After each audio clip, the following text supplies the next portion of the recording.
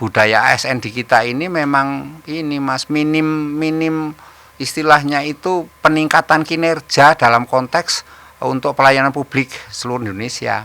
Artinya apa? Ini jadi bukan rahasia umum sebenarnya. Birokrasi kita ini kan perilaku koruptifnya kan tinggi. Jadi budaya korupnya itu sangat kental gitu ya. Sudah jadi mengakar. Jadi barangkali ini saya curiga mereka yang dulunya taruhlah sebagai kepala apa, kemudian digeser ya kan. Di kita ini ada kementerian-kementerian yang memang dikapling oleh kelompok tertentu, Mas. Jadi kapling itu hari golongan itu. Ya, jadi begitu dipimpin oleh lain ribut, Mas. Ini kan semua sudah dibantah Pak Menteri ya. Rekaman marah-marahnya dibantah gitu ya.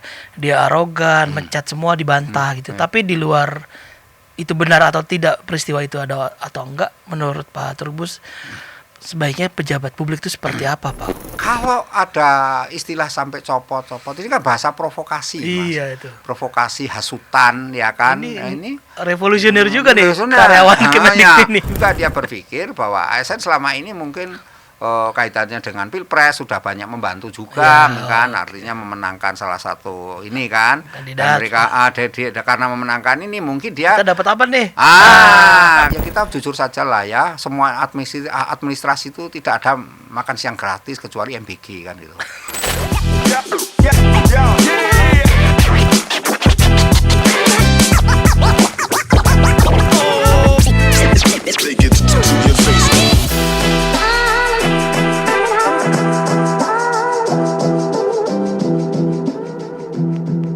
Assalamualaikum warahmatullahi wabarakatuh. Rekan-rekan pers, kita ketemu lagi di program DPO dari Pulau Mas. Kemarin ramai ramai demo di ASN Kementerian Dikti dan Saintek, serta ada isu aturan poligami di Pemprov DKI. Nah, sekarang sudah hadir di studio kita pakar kebijakan publik dari Universitas Trisakti, Bapak Trubus Rahadiansah. Terima kasih sudah hadir Pak Trubus. Sama-sama, Mas. Selamat datang di studio kami. Sehat-sehat, Pak. Ya, sehat untuk pertama kalinya nih. Terima kasih atas undangannya. Sama-sama, Pak. Ini waktunya padat sekali, saya lihat tadi kerang-kering nih. Makasih udah membatalkan yang lain dan hadir ke sini, Pak. Membatalkan yang lain. Pak Trubus. Ya. Mulai dari mana nih? Kita ngobrol yang kemarin demo dulu, Pak. Demo. Ya. Kementerian Pendidikan Tinggi, Sains dan Teknologi, Pak. ASN-nya kemarin demo. Mereka klaim ada sekitar 235 ASN yang turun di depan lobi menghadang Menteri masuk. Isunya macam-macam, Pak. Pemecatan sepihak meski akhirnya dibantah ya. Terus rotasi, mutasi, arogansi, penamparan sampai ada rekaman yang beredar nih. Pak Trubus melihat seperti apa, Pak, soal ini, Pak? Iya, saya melihat ada semacam bisul di dalam birokrasi di ini. Kenapa bisul? Apa Kemendikti, karena di situ tentu ada persoalan yang selama ini belum terselesaikan, Mas. Sehingga ketika ada api lah, katakanlah itu bensin, kemudian ini menyulut semuanya. Oleh karena apa? Karena saya melihat bahwa ASN itu memang tunduk kepada Undang-Undang ASN dalam melaksanakan tugas fungsinya, dan dia sebagai seorang birokrat gitu tentu memahami kaitannya dengan pelayanan publik, sehingga kalau kemudian dia melakukan demo mesti ada sesuatu yang urgent, ada sesuatu yang dalam tanda petik sangat merugikan dan sangat menyakiti hatinya. Nih, yang kedua, kalau belajar dari contoh sebelumnya, dulu ada di era Pak Presiden Abdurrahman Wahid, itu ASN, dulu PNS namanya, masih PNS, ada Kementerian namanya Kementerian Sosial, ya, dan Depsos dulu ya, Departemen Sosial dan Departemen Penerangan yang dibubarkan. Nah, itu kan pernah. Jadi ASN berdemo. Nah, itu kan sesuatu yang sebenarnya ketika ini terjadi terulang, waktu itu memang situasi politik sangat mendukung karena memang kebijakan Abdurrahman Wahid waktu itu memang istilahnya kurang partisipatif lah gitu ya, cenderung sangat sentralistik gitu. Tetapi situasi waktu itu situasi lagi ini, Mas, euforia reformasi memang. Jadi situasinya kan berbeda. Nah, berbeda dengan sekarang. Ini sebenarnya murni saya lihat warna politiknya sih minim gitu. Jadi memang murni kepentingan ini ya, kepentingan dirinya pegawai. Murni pegawai. Nggak ditunggangi lah. Nggak ditunggangi. Namun demikian saya melihat kemudian ada persoalan ketiganya, ada persoalan ini, Mas. public civility yang kemudian tidak bagus dalam konteks. Jadi public civility itu kan kesantunan publik. Jadi kesantunan publik itu, jadi lihat masyarakat makin kepo, sehingga ada apa kan, itu ada pertanyaan yang kemudian tiba-tiba menaik, apalagi kan belakangan ini sudah ada semacam ya insentif yang diberikan oleh pemerintah terhadap ASN, misalnya mereka gajinya sudah naik, ya kan berapa tuken juga sudah mendapat gitu kan. Jadi artinya secara kesejahteraan sebenarnya tidak masalah. Bukan jadi persoalan ya. Dari persoalan. Nah, kemudian bagaimana kita melihat argumen dari kementerian, dalam ini menteri kan misalnya mengatakan di situ karena mereka tidak mau untuk dirotasi kan ya. Ini kan menurut saya ya sebagai sebuah kebijakan sah-sah saja, karena itu memang seorang pejabat penyelenggara negara yang punya hak prerogatif untuk menentukan apakah perpindahan itu. Nah, ini memang ada satu kondisi di mana budaya ASN di kita ini memang ini Mas minim istilahnya itu peningkatan kinerja dalam konteks untuk pelayanan publik seluruh Indonesia. Artinya apa? Ini jadi bukan rahasia umum sebenarnya. Iya, bukan rahasia umum. Karena apa? Karena mereka ASN maaf. Kemarin harusnya kan mau dipindah karena sesuai dengan sumpahnya ataupun sesuai dengan undang-undangnya. Itu kan harusnya dia sanggup di tempat bersedia dimanapun. Dan artinya ketika dia dipindahkan di harusnya dia sudah nggak masalah. Terus itu dijamin negara sumpahnya kan begitu. Nah, kemudian kenapa dia mengakukan istilahnya pembangkangan lah pembangkangan perlawanan gitu ya, desiden kalau bahasa kerennya kan. Maka pembangkangan ya itu berarti ada something wrong kan gitu, yang kemudian muncul. Saya curiga ini memang ada semacam intervensi ini di kalangan mereka, memang ada ya mungkin kelompok-kelompok klik-klik gitu ya, pasti ada faksi di situ yang selama ini sudah berkembang di zona nyaman. Nah, di zona nyaman. Lama kemudian tiba-tiba diusik. Ini kan juga menunjukkan bahwa potret kinerja dari menteri sebelumnya memang jauh dari ini kan, sisi pengawasan, sisi ditelusuri secara ini. Jadi saya melihat bahwa adanya demo ini bisa menjadi entry point untuk melihat begitu persoalan rumit. Nah, kalau misalnya karena pemecahan atau karena mutasi kemudian mereka tidak mau, itu yang dialami tidak hanya oleh Kemendikbudristek, kementerian itu, tapi semua mengalami. Bahkan ini banyak kementerian-kementerian baru yang dalam tanda petik bisa tiga, ada satu kementerian dipecah jadi tiga, satu Kemendikbud salah satu. Menaker, Mentransmigrasi pecah. Ya pecah, ada kementerian hukum. Tapi nggak ada masalah kayaknya yang lain. Ya, kenapa yang lain tidak bermasalah kan gitu, hanya situ masalah. Nah, kemudian dibuat-buat yang menjadi sulit dipahami juga kan, misalnya mengatakan bahwa kami dipecat hanya pakai WA, kami secara arogan ini. Nah, tentu sebagai seorang pemimpin mungkin dia marah, karena marah kenapa? Ada sebab yang dimana kemudian mereka melawan kan, nggak mau ini kan, mematuhi apa yang diputuskan oleh pimpinan. Jadi kita tidak bisa dalam ini kebijakan publik loh ya, kebijakan publik itu harus melihat kebijakan itu membawa kemanfaatan enggak kepada ini publiknya, publik artinya ASN kan gitu. Dalam halnya ASN ya. Fokusnya ASN. Kalau misalnya membawa kemanfaatan, saya yakin itu ini kalau mereka yang melawan atau mereka yang menentang berarti mereka belum memahami jiwa korpsnya dia sebagai seorang ASN. Belum memahami atau terganggu nih Pak kenyamanannya atau gimana? Nah, bisa saja yang kedua ada faktor itu ada di dunia media sosial kan banyak sekali ini komentar ya namanya di media sosial, netizen itu kan namanya warganet ya bebas-bebas saja menampilkan ini Mas, tapi benar Pak netizen benar. Bahkan lebih pintar dari ini juga dari menterinya malah. Jadi gini, saya melihat memang ada yang selama ini mereka nyaman kemudian digeser, apalagi selama ini jadi budaya birokrasi kita ini kan perilaku koruptifnya kan tinggi. Budaya korupnya itu sangat kental gitu ya. Sudah jadi mengakar. Jadi barangkali ini saya curiga mereka yang dulunya taruhlah sebagai kepala apa kemudian digeser ya kan. Terus enggak punya ini tapi bahwa di ASN itu orang enggak punya jabatan itu sesuatu yang ini Mas, sesuatu yang ya seperti tak bertaji dan enggak dihormati, ya privilege-nya enggak ada. Jadi ya Orang Jawa tidak diwongke gitu, iya, merasa nggak diwongke, orang eksis gitu. Itu kan sesuatu yang ini, Mas. Jadi jabatan itu sesuatu yang apapun itu ya. Bahkan mereka banyak meskipun yang ada subditnya nah, iya tetap aja kan gitu. Nah ini kan apalagi jabatan itu jabatan dalam penting basah. Nah kalau basah kemudian digeser ke tempat yang kering kan bisa aja kan ada timbul istilahnya rasa dimarginalkan, rasa dikecewakan, kemudian rasa marah kan gitu, kemudian rasa juga seperti ditindas oleh ini, kemudian membuat satu opini-opini yang menurut saya kesannya lebih kepada ini kan menghina, mencemarkan nama baik menteri jadinya. Karena gimana pun juga menteri itu adalah pembantu presiden. Sementara sistem kita adalah presiden kita itu kepala negara plus jabatannya 2, Mas, kepala pemerintahan. Kalau di negara lain itu dipisah, itu ada namanya prime minister, perdana menteri, itu kepala pemerintahan. Kepala negaranya bisa presiden, bisa ini kan raja, bisa ya kan. Tapi di Indonesia ini dipegang satu orang.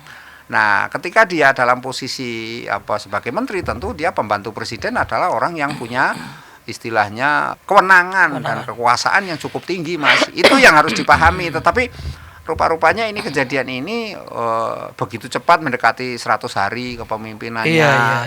Apakah itu ada nuansa politik supaya yang bersangkutan digeser? Karena kalau yang kemarin itu yang pada saat Kementeri Pak Nadiem itu kan sebelumnya itu kan selalu jadi gini, di kita ini ada kementerian-kementerian yang memang dikapling oleh kelompok tertentu, Mas. Jadi kapling di dua golongan itu, ya. Jadi begitu dipimpin oleh lain ribut, Mas, rame. Contoh nggak usah jauh-jauh Menteri Agama mesti dari NU, Mas. Nah begitu yang memimpin bukan NU, dulu ada namanya Fahru Rozi kalau nggak salah jenderal itu. Nah ribut, Mas, karena dipimpin oleh orang yang ini. Nah ini sama kan dengan waktu Nadiem juga bukan orang mati ya, jadi timbul masalah itu kan selalu ini persepsi publik artinya publik, kita nggak menuduh bahwa di situ ada tapi itu persepsi publik, kita bicara publik. Nah publik sampai memandang seperti itu, kapling-kaplingan kan seolah itu jatahnya ini kan gitu. Nah ketika diduduki oleh orang lain dan merasa sebagai pihak, nah ini bisa jadi yang ada di dikti ini nuansa-nuansa supaya sejenis itu ya. Sejenis itu misalnya karena ini Prof. Mantri orang akademik murni kan, dia orang akademisi punya ini, apalagi wakilnya juga Prof. Stella juga orang akademisi juga kan, riset gitu kan, sehingga mungkin dianggap kurang bisa ini kan istilahnya itu fleksibel. Berarti ada yang terusik juga di luar nih. Iya bisa saja, Mas, makanya intervensi itu kan sangat mungkin dari luar, kemudian memanfaatkan istilahnya letupan-letupan dari dalam, ya ketidakpuasan di dalam ini ya. Karena sesungguhnya kalau ASN itu intinya tetap ini pada kepatuhan. Iya, ini kan semua sudah dibantah Pak Menteri ya. Rekaman marah-marahnya dibantah gitu ya. Dia arogan, mencat semua dibantah gitu. Tapi di luar itu benar atau tidak peristiwa itu ada atau enggak, menurut Pak Trubus sebaiknya pejabat publik itu seperti apa, Pak? Ini kan nggak mungkin ada asap kalau nggak ada api ya. Iya, kita harus berpikir kalau mengenai benar salah itu urusan investigasi lah. Kalau memang itu bisa saja atas dasar itu menyebarkan berita bohong kan bisa saja, atau menyampaikan hal yang berbau penghinaan kan gitu.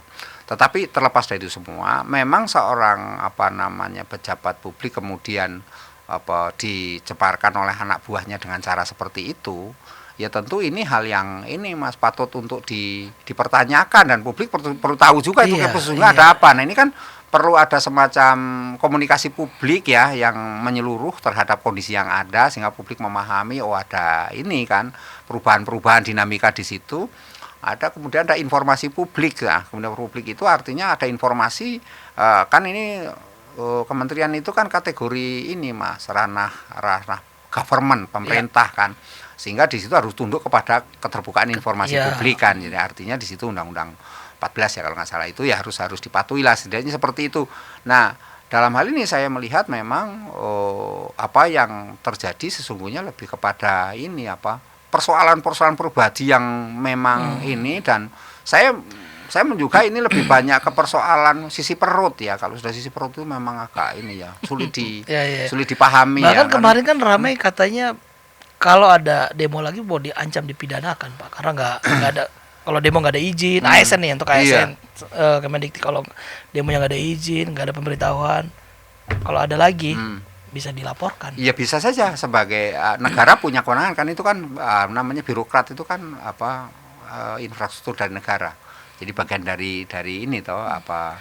Ini kalau mau demo negara. kemudian diancam dipidanakan, ini nggak merusak Iya, demokrasi itulah. kita, Pak? Ini kan jadi kita bicara dampak jadi. Iya. Kalau dampak tentu ini yang tadi dampaknya ini mempersoalannya kemudian akan pertama nanti perlakuan terhadap ASN di tempat lain akan sama seperti itu. Iya, jadi presiden. Nah, itu presiden. Nah, kemudian juga akan membawa ASN itu bekerja tidak nyaman, artinya kinerjanya tidak optimal. Enggak semuanya ASN itu ini ya apa hasilnya kerjaannya baca koran nongkrong doang, tapi yang benar juga, yang juga banyak. Yang rajin, yang bagus juga banyak. Iya, yang benar mati-matian juga banyak Mas itu. Jadi ini kan cuman kan ini kan membawa satu gambaran publik.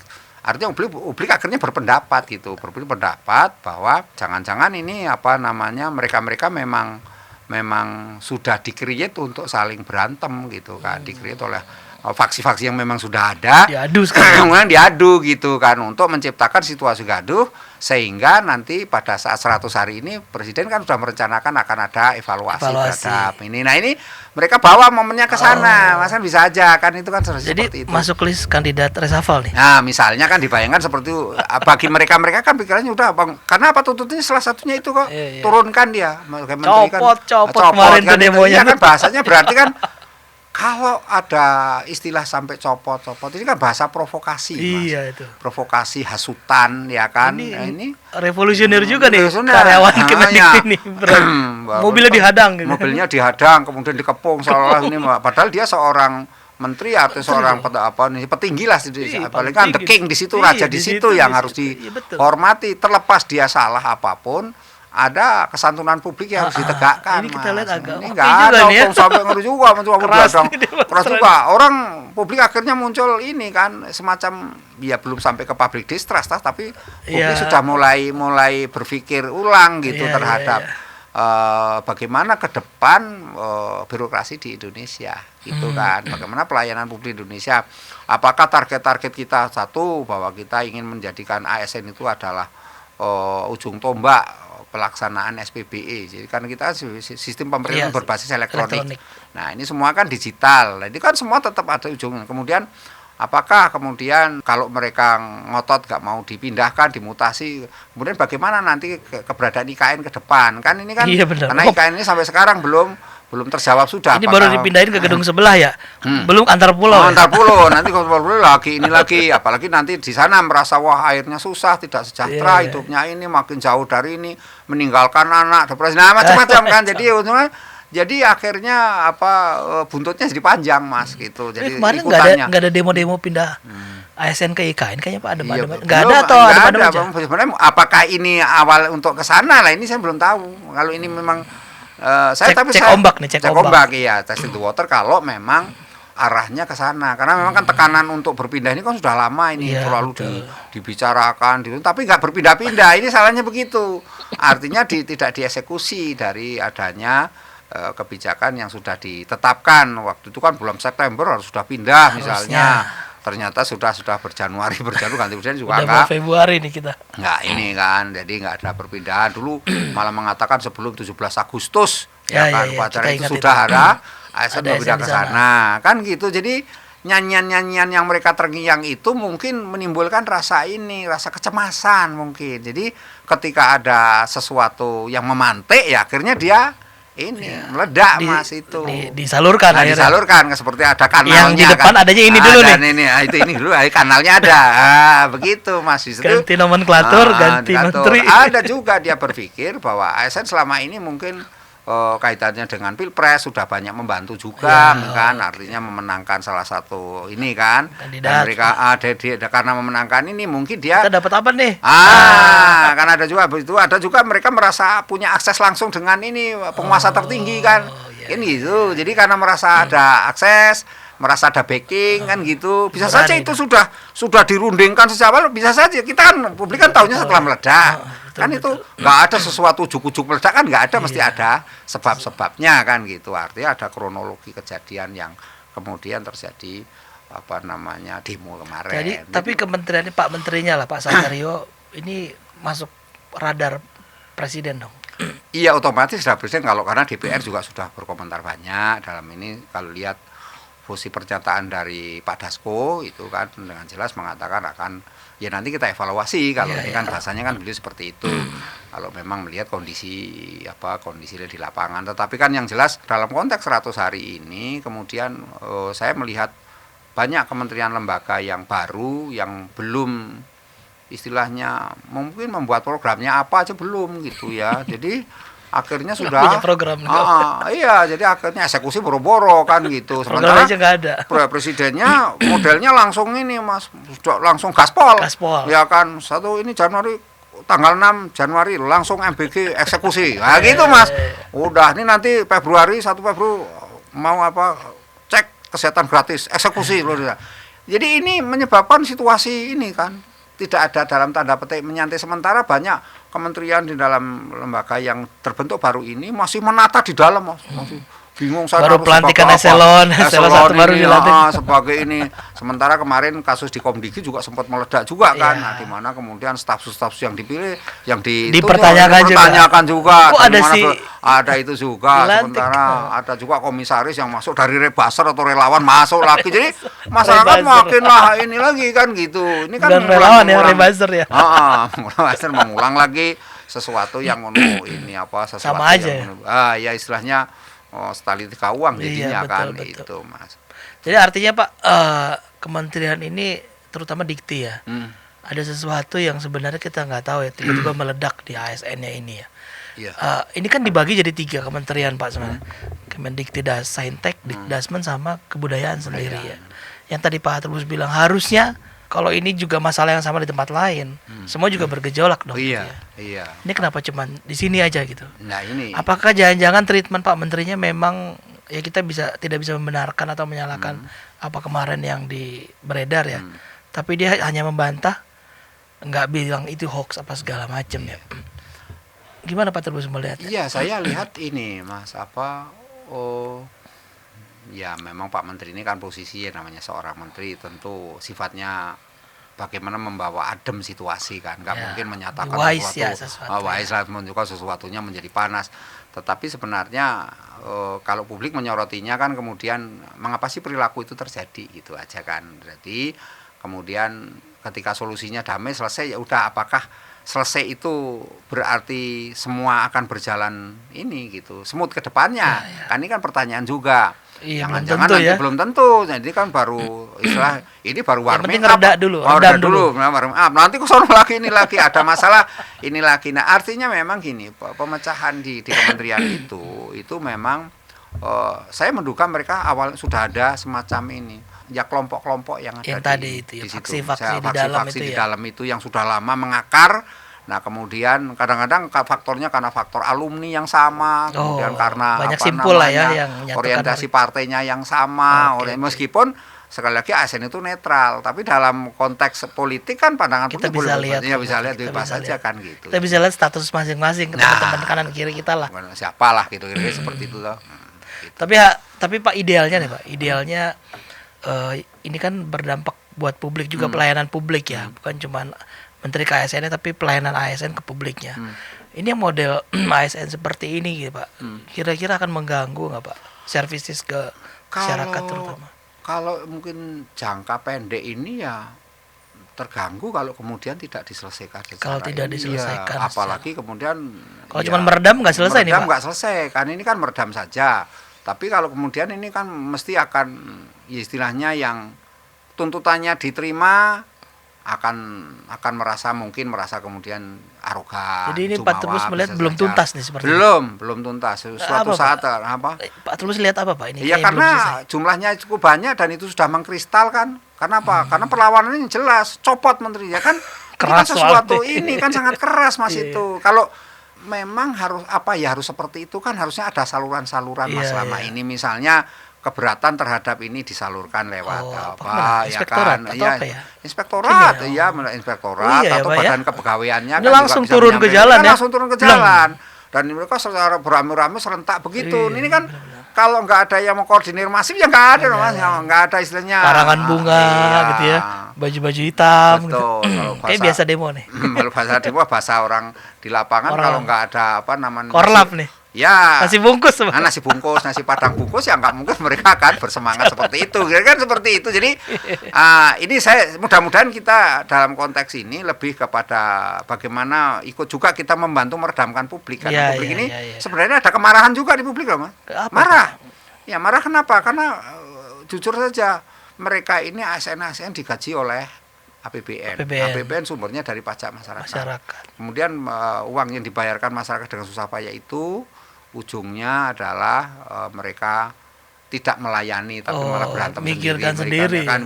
Kan ini kan jadi bagian itunya ya bikin dari publik itu. Marah ya. Iya, karena kan persoalannya ada di ini toh kepuasan publik sih Mas. Bisa aja. Artinya sangat mungkin kan.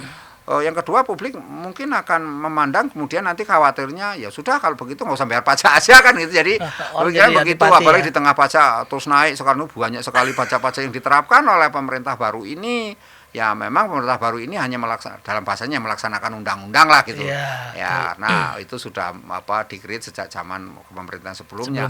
Akan tetapi kan masyarakat dalam pengertian masyarakat awam, ini masyarakat awam loh ya, kan nggak paham itu. Yang ku tahu kok punya jadi mahal.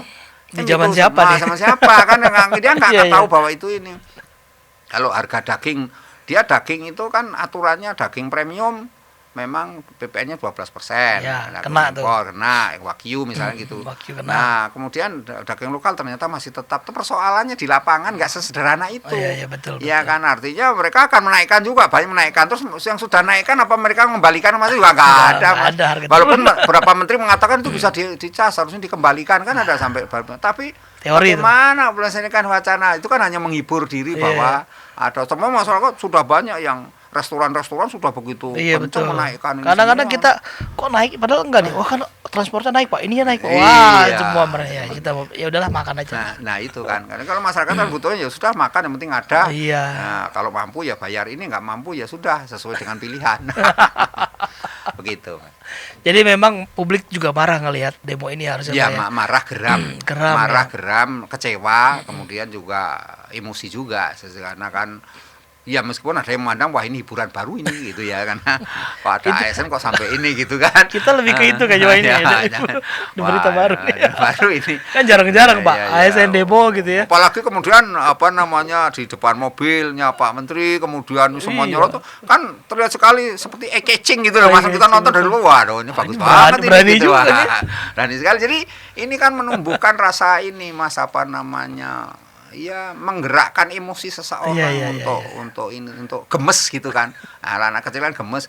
Kalau anak kecil ya kita sebutnya tengil itu anak kecil. Tapi ini kan bukan, ini kan ASN yang punya. Tapi ini bisa memicu ASN di kementerian lain nggak Pak? Bisa. Kalau ini nanti gagal pemerintah dalam arti presiden untuk ini karena bagaimana ASN adalah bagian dari presiden. Itu ketentuan undang-undangnya seperti itu. Jadi, misalnya ini nggak berhasil diredam, ya untungnya berhasil diredam ya sehari. Ya mudah-mudahan kita berharap nggak memperkeruh publik ya. Tapi kalau ini nanti sampai berlanjut, ya dulu waktu pengalaman sebelumnya di Menteri Sosial, Departemen Sosial sama Departemen Penerangan itu sempat terjadi ini Mas. Jadi memang dan itu untuk kembali ke track semula itu juga proses lagi Mas. Nah, ini proses lagi dan ini saya khawatir juga misalnya ini kapan pelayanan publiknya nanti ya? Nah iya itu kan jadinya kan itu begitu menteri udah dipisah ini berkali-kali dulu dipecah jadi 2 Kemendikbud Budpar ya dulu Bud kemudian berkali-kali ini kemudian Pendidikan Nasional pernah terus ada lagi Kementerian Ristek Dikti ada Ristek Dikti ada dulu kan era Pak Jokowi periode pertama jadi mengalami sekali itu kan mengindikasikan bagaimana enggak ASN-nya terpotak di dalamnya adalah penuh dengan ini Mas pindah lagi ya bisa aja terus pikirannya rotasi lagi pindah kok saya nggak dapat apa-apa juga kan gitu jadi kenapa saya ini apalagi kemudian yang didatangkan dari luar kan karena dari kementerian lain masuk di situ apalagi belakangan muncul atau menterinya bawa orang sendiri gitu ya atau belakangan lagi juga undang-undang membuka misal ruang kebijakan regulasi kan membuat ruang adanya TNI Polri bisa Mas, kan aktif gitu, ya, aktif aktif kan bisa itu masuk. bisa nah ini kan membawa suasana kebatinan mereka Makin kegeser makin gue nih. Nah, kan itu. Jadi Makin susah nih. jadi itulah kira-kira gambaran ini gambaran. Iya. Tapi kalau pastinya ya ini susah ya kalau kita mau nanya kepada ASN juga nggak akan membuka. Jadi geopolitik di dalam tuh lebih Iya, lebih panas, Pak. Begitu Mas Heru. Pak, ini kita ngobrol soal lain ya, Pak. Kalau kemarin juga ada satu yang ramai soal aturan poligami di Pemprov DKI ini, Pak. Disebutnya aturan lama, Mendagri sebut ini nggak ada yang baru soal aturan kawin cerai di sana. Tapi buat publik nih, Pak, apakah itu buat publik DKI ataupun publik ASN di Pemprov DKI? Ini impactnya gimana, Pak? Terus melihat. Iya, saya melihat ini dua hal. Yang pertama kalau kita berpikir linier, tentu cara pandang yang lihat bahwa itu sesuatu yang nggak baru gitu. Artinya aturan ini nggak baru, sudah ada. Karena di istilahnya di konstitusi dalam kitab suci kita Al-Qur'an itu sudah mengatur itu diperbolehkan. Teman ada kata-kata itu selanjutnya kan berlaku adil apabila tidak ada syaratnya lah. Ada sudah ada gitu kan. Itu kan bahasa inilah ilahi gitu kan bahasa kitab suci. Nah, kemudian oleh negara sudah diatur negara melalui PP 85 kalau nggak salah dulu ada PP juga yang mengatakan itu gitu ya. Jadi ada PP yang mengatur itu 80 atau berapa saya lupa. Pokoknya ada peraturan-peraturan yang keluar di era Orde Baru sudah ada. Ini Mas sudah muncul. Nah, kemudian aturan ini dikeluarkan lagi oleh Bruna. Kemudian kenapa ini menjadi rame? Karena gini, pertama bahwa Jakarta bukan DKI lagi, Mas. Jakarta sudah di DKJ. Masyarakat kita sudah beralih berpikir bahwa masyarakat kita sudah menuju yang disebut smart city atau kota global gitu, atau kita juga dalam konteks nasional ini ada yang disebut aglomerasi ya pemikiran begitu. Di satu sisi kemudian masyarakat juga ada kekecewaan juga karena apa? Karena Pemprov ini sepertinya dalam tanda petik kurang mampu ya, kalau dikatakan gagal sih enggak, kurang mampu mengendalikan harga-harga bagi masyarakat bawah yang ini gitu, enggak terjangkau kan itu. Jadi jurang kaya miskinnya makin lebar yang harusnya ini sudah ini kalau bahasa pemerintah sih sederhana lah, kan sudah tak kasih bansos, tak kasih yang namanya BLT segala macam ya, BLT ada kartu Indonesia Pintar, ada kartu Jakarta KJP misalnya kan seperti itu ya. Sudah diberikan berbagai fasilitas, tapi orang berpikir kan warga itu gak sesederhana itu gitu ya, berpikirnya adalah saya membutuhkan akses yang lebih besar lagi kan gitu. Nah, jadi saya melihat itu berpikir linier. Nah, sekarang berpikir non linier nih, Mas. Yang berpikir non linier, pertanyaan urgensinya apa? Iya, urgensinya apa? Ya kan kita tanya urgensinya apa itu? Tiba-tiba bahas poligami. Tiba-tiba poligami, apakah menunjukkan bahwa gubernur PJ-nya ini kurang mampu memahami tentang ini tupoksinya yang paling mendesak? Apa sih mendesak di Jakarta? Skala prioritasnya ya, prioritas kan apa? Kan sudah jelas Jakarta itu ada masalah satu yang sudah menjadi disebut masalah kemacetan. Yang kedua masalah banjir. Ketiga masalah tata ruang. Itu kan sudah menjadi masalah akut yang harus ujuk-ujuk poligami ini. Ya ujuk-ujuk ngomongin poligami. Kenapa nggak ngomongin saja misalnya banjir? Nih musim hujan lagi nih. Musim hujan. Bagaimana daerah yang banjir terus itu dibuat kebijakan supaya daerahnya itu direlokasi dan mereka dibuatkan atau apapun lah resolusinya jadikan kita kebetulan kurang ini daerah kawasan hijau ya kan. Jadi harusnya kan dibikin green kan gitu misalnya. Kan acara begitu atau ngomongin tentang ini kemacetan, karena kita sudah ada misalnya kebijakan berulang-ulang lagi disusun terus sampai sekarang dimatangkan namanya IRP jalan berbayar. Kenapa nggak sampaikan aja tentang jalan berbayar? Itu belum selesai itu IRP itu selesai bagaimana kan IRP. Yang ini macet Jakarta sudah ini enggak nih Jakarta udah mau pindah berarti IRP-nya nggak perlu misalnya nggak bisa saja atau dengan cara lain. Atau juga kaitannya dengan karena kita sudah tidak lagi DKI tapi DKJ, berarti kan bantuan pemerintah pusat yang dulu karena sifatnya I-nya tadi ibu kota ini yang nilainya sekitar 40 triliun lebih itu kan harus hilang, nggak ada kan. Jadi artinya kepala daerah harus berpikir cari sumber lain dari mana? Dari mana misalnya mencari kaitannya dengan ini mengefektifkan mengenai tilang misalnya sebagai pemasukan kan tilang. Jadi kan kita etle ini alat-alat instrumen itu dibeli sudah mahal sekali. Kenapa tidak diaktifkan untuk cepet-cepet kan, cepet-cepet kan untuk ini. Nah, ini kekurangan apa kan harusnya seperti paling tidak itu. Nah, kemudian dengan tata ruang misalnya bagaimana Jakarta ini kalau musim hujan air berlimpah, tapi kalau musim kemarau banyak yang kekurangan air bersih. Betul. Kan gitu. Air Dan bersih. Jakarta ini masih ya 70% lah, mungkin 80% masyarakatnya masih menggunakan air tanah. Ini kan harus diedukasi mereka ini supaya jangan menggunakan air tanah. Pak Anies sudah mengeluarkan pergub mengenai larangan penggunaan air tanah. Nah, mereka tinggal diedukasikan ke masyarakat bagaimana ini dampak dari luar. Misalnya, karena Bapak Ibu menggunakan air tanah yang berlebih-lebihan, gedung-gedung itu juga menggunakan tanah maka permukaan tanah di Jakarta landscape itu turun kan, di tempat lain 7%, tempat lain sampai 20% wilayah utara itu turun kan. Maka yang terjadi rob itu jadi air ini. Sementara di pantai sana ada yang namanya reklamasi, ada yang namanya rob yang sudah dalam posisi selalu mengancam. Nah, harusnya yang edukasikan seperti itu. Itu yang dibutuhkan masyarakat. Yang urgent prioritas artinya. Kan kalau ngomongin poligami, kan sesuatu yang sering diomongkan itu, sesuatu yang sudah ya poligami itu kan pilihan, Mas. Orang mau melakukan poligami ya monggo, enggak ya udah. Saya sebagai orang Islam pun mengatakan poligami. Ya saya mengaku itu ada kok. Ada, cuman catatan di situ ada kalau beberapa memang adil, misalnya berlaku adil, kalau nggak adil ya udah. Ada syarat-syaratnya sudah ini artinya kamu kalau kamu milih itu ya kamu resiko gitu. Monggo aja silakan kan dulu resiko kan. Jadi itu tapi saya bukan menantang Anda ini anti poligami. Anti poligami nggak bisa, Mas, karena kita orang beragama memang ada itu gitu. Nah, cuman bagaimana implementasi di lapangan sekarang? Kalau misalnya di Pemprov itu terjadi misalnya inilah aturan ini mau diterapkan, makanya kemudian yang terjadi nanti khawatir saya mereka jadi ini terpolarisasi. Jadi ada kelompok yang pro dan anti poligami. Nah, kalau nanti pejabatnya kebetulan yang pro poligami, wah ini anti poligami disingkirin semua, Mas. Ini kan bahaya. Karena itu sudah menyangkut ideologi, nanti nyangkut ke agama. Berarti Anda tidak Islami, Anda tidak kan.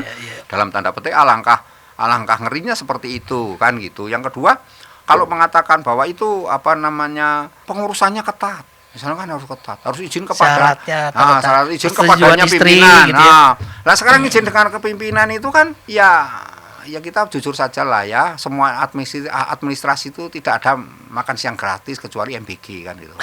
Jadi ya mesti ada ininya kan. Kemudian itu kan membuka potensi yang namanya ini kan keluar surat, tiba-tiba nih Mas jujur aja Mas Moko pulang nih udah dapat surat, bawa ke rumah izin ke istri.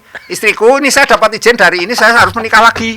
Wah, terus istrinya dalam posisi ini tak berdaya, gimana pun istri adalah satu kesatuan dalam keluarga. Iya, betul. Nggak bagaimana sudah suaminya, otomatis kan dia terpaksa menyetujui. Gitu loh. Kalau melawan itu kalau istri berdaya mengatakan saya nggak mau. Ya kan, karena suami saya mau poligami misalnya. Nggak setuju gitu ya, nggak bisa misalnya gitu ya, tegas. Tapi kalau dalam posisi istrinya tergantung dalam posisi istri yang karena agama mengajarkan untuk nerimo, kemudian ada surga di mau setuju, akhirnya setuju. Ya akhirnya setuju. Kan ini tapi kan jadi tujuan kita untuk melindungi keluarga jadi menjadi ini gitu kan, malah jadi rusak di situ, anak jadi berantem gini kan. Nah, jadi itu. Nah, yang lainnya menurut saya juga bagaimana kemudian seperti katakan Ahok, nanti perilaku korupsinya lebih dikencang lagi ya kan, karena untuk tujuan kawin lagi. Lah ini kan jadi ini lagi kan harus dipahami pro kontra ya. Jadi kalau saya sendiri ya secara pribadi ya sebenarnya tinggal aturan-aturan yang ada saja sudah diefektifkan. Itu kan tinggal sanksi. Masalah sanksinya aja yang diperberat, misalnya kalau mereka kalimat yang terakhir di PP Pergub yang dikeluarkan baru kemarin itu kan hanya mengatakan ada sanksi berat kan. Tapi beratnya opo kan nggak pernah dijelasin. Harusnya kan ada beratnya. Normatif itu ya. Iya, normatif kan. Harusnya kan ada yang detail di situ. Kalau yang ABC ini ya pecat. Nah, langsung melakukan hukumannya pemecatan.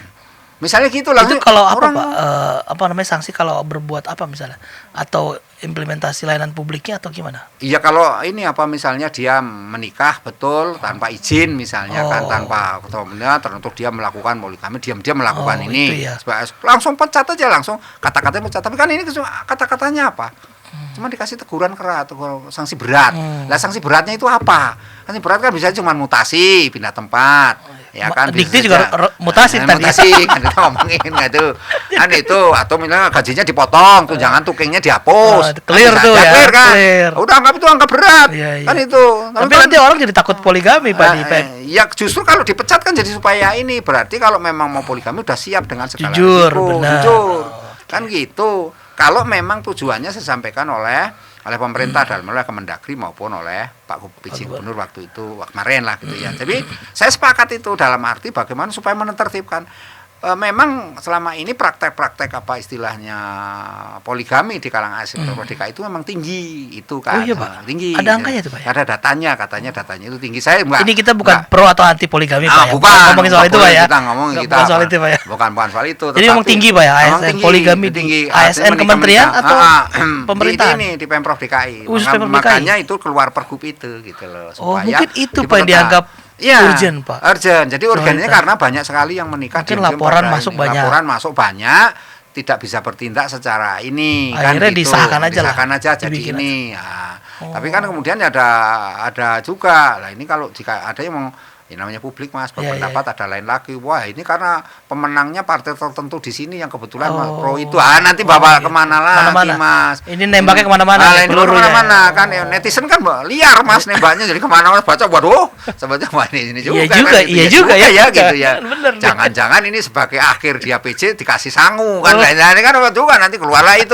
Lah kan orang jadi berpikirnya kemana-mana Mas. Menurut saya walaupun saya juga nggak percaya itu, nggak percaya. Saya seperti enggak. Ini kata netizen Pak ya. Ya tawatan netizen. Nah ini kan namanya publik kan bicara netizen Mas. Bicara dunia sekarang dunia medsos Mas, bukan dunia publik orang apa ketemu di warung bukan karena kita sudah dunia udah beda. Udah beda. Tapi Pak impactnya Pak buat publik terkait layanan publik terutama kinerja ASN yang ada nggak sih? Ini bahas poligami, ini non poligami, ini anti poligami, ini pro poligami, ada nggak impactnya ke layanan publik Pak? Sebenarnya kalau ini yang ada relate ada gini, relasi nggak sih? Kalau mendengarkan penjelasan dari Kemendagri maupun PJ, beliau kan katanya untuk meningkatkan kinerja ASN. Untuk meningkatkan kinerja ASN. Jadi poligami itu untuk meningkatkan poligami kinerja. Untuk meningkatkan kinerja. ASN itu ada bahasanya. Ada hubungan itu Pak? Lah ya itu katanya mereka lah ini sekarang saya berpikir apa jangan-jangan malah tambah malas karena lagi di istri pertama kemudian balik lagi besoknya lagi di istri kedua lalu rumahnya jauh yang satu di Cilengsi langsung lagi di ini kan itu ada yang mau poligami atau udah diam-diam kita nggak tahu kita nggak tahu itu kan karena memang jadi maksud saya meningkatkan kinerja ya meningkatkan kinerja salah satu klausulnya gitu klausulnya itu kinerja kalau ini memang apa namanya meningkatkan kinerja ya itu sesuatu yang bagus dong kita dorong ya. Sekarang persoalannya tentu kan perlu ada kebijakan regulasi berikutnya. Karena apa? Untuk membentengi itu kan harus ada ini, Mas. Pedomannya seperti apa? Istilahnya peraturan teknisnya seperti apa? Ya kan juklak itu petunjuk pelaksananya seperti apa? Juknisnya petunjuk teknisnya seperti apa? Kan itu bahasanya kan SOP, Mas. Kalau orang kebijakan publik kan ngomongnya begitu. Itu ilmunya gitu, ini ilmu ya. Tapi yang jelas pandangan saya itu ya patut patut diuji nanti di lapangan kalau memang itu terjadi seperti itu. Kalau memang itu ini bisa nanti apa yang terjadi di Jakarta sebagai pilot project di tempat lain tempat lain referensi kan ditiru memang. Wah, ini bagus poligami meningkatkan produktivitas kan kinerja yang cukup ini kalau mungkin gitu ya bisa jadi kan Pak ya bisa saja kan kita nggak tahu. Nah kita sebagai pengamat atau pakar kan saya bisa memprediksi bahwa potensi-potensi itu sangat besar kemungkinannya. Kan kita nggak menunggu. Tapi bagi orang yang menentang nanti mengatakan mana mungkin. Bisa juga sebaliknya kan Pak. Malah sebaliknya kan. Jadi ini kan juga hal-hal yang menurut saya itulah. Jadi kita lelah di ini Mas. Perdebatan publik itu lelah perdebatan di situ. Akhirnya atau mungkin buat hiburan nih Pak perdebatan ya bisa saja mengalihkan berhiburan dari situasi yang ada. Mikirin segala serius gitu kan kita juga kalau bagi orang Kemayoran ini sangat menyakitkan karena Kemayoran itu berkali-kali kebakaran terus jadi situasinya jadi tadi pagi juga kebakaran nggak ada perhatian ke situ malah urusan poligami yang di ini harusnya kan dicari solusi seperti apa kenapa di Kemayoran itu berulang-ulang terus kebakaran kan gitu. Banyak juga tuh dampak. Iya dampaknya kan mana-mana kan. Jadi itu kan harusnya tanggung jawab Pemprov.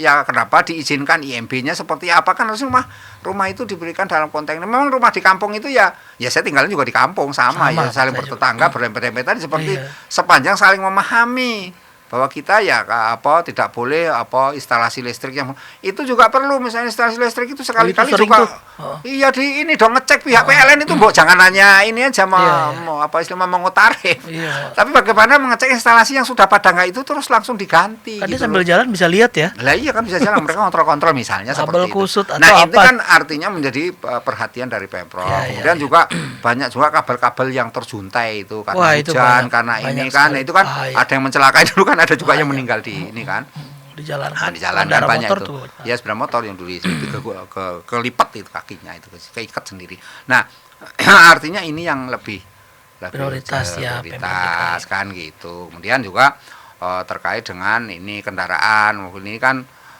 apakah penerapan ganjil genap masih efektif atau tidak, kan harusnya evaluasi Mas. Ya sudah kan udah nggak efektif lagi, gimana orang ada namanya mobil listrik mau genap mau ganjil genap letternya hijau ya udah masuk aja di situ.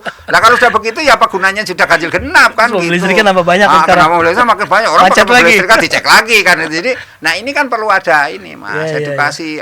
Nah menurut saya nggak perlu diterapkan lagi ganjil genap ini sudah harus diganti, makanya ETLE aja yang dinaikkan.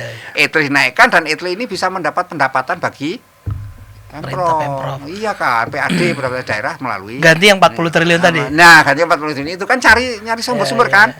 Kan caranya seperti itu. Karena memang pajak di Jakarta itu pemasukan Jakarta paling tinggi dari kendaraan bermotor, Mas. Oh iya, berapa persen tuh, Pak? Sekitar berapa triliun? Iya, karena gitu kita kan nggak ada sistem pajak konsen tuh, pajak apa itu? Pajak opsen diterapkan di Jakarta kan. Nah, begitu, Mas. Jadi artinya poligami ini bukan pro dan anti poligami Pak ya. Bagaimana dampak publik gitu. Iya, kalau kita orang kebijakan publik ada dampak publiknya dan ini juga gini ya, ada persoalan kemudian kalau masyarakat itu nggak paham betul makna dari poligami itu sendiri, saya khawatir itu poligami itu disalahgunakan gitu loh. Misalnya apa Pak? Penyalahgunaannya misalnya? Penyalahgunaannya ya kemudian itu mereka menikah lebih dari satu dengan alasan-alasan yang ya kita apa sih nggak alasan yang bisa dibuat lah ya bisa dibuat negeri kita itu sudah biasa masyarakat rekayasa masa apa yuk bisa dibikin Mas itu ya nggak usah aneh itu kalau kita jangan kalau ijazah aja gampang jangan gitu ya jadi nggak usah ini, jadi kita udah biasa dengan kondisi seperti itu, artinya kalau sudah menyangkut birokrasi itu ya itulah Indonesia Mas. Oke. Pak Trubus terima kasih sekali nih kita ngobrol-ngobrol ya Pak, udah hampir 1 jam nih kita ngobrol-ngobrol. Rekan-rekan pers demikian ngobrol-ngobrol dengan Pak Trubus Radiansah, pakar kebijakan publik dari Universitas Trisakti. Terima kasih yang udah nonton. Kemudian jangan lupa like, share, subscribe. Tim DPO izin pamit. Wassalamualaikum warahmatullahi wabarakatuh. Waalaikumsalam warahmatullahi wabarakatuh. Pak, thank you. Terima kasih ya.